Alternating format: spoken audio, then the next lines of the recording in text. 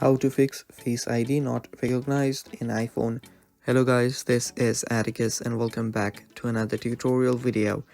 In today's video, I'll teach you guys how you can fix Face ID not recognized in iPhone. So without any further ado, let's dive right into it. The first step here is head over to your settings. After you're on your settings, what you can do is you can scroll down. There you will see General. Head over there. Scroll down all the way and there you'll see transfer or reset iPhone. Tap on it and then now you'll get the reset option. Tap on reset and reset all of your settings. After you do that, you can head back to your initial settings page, and after you're there, if you scroll down for a bit, you'll get the option called Face ID and passcode.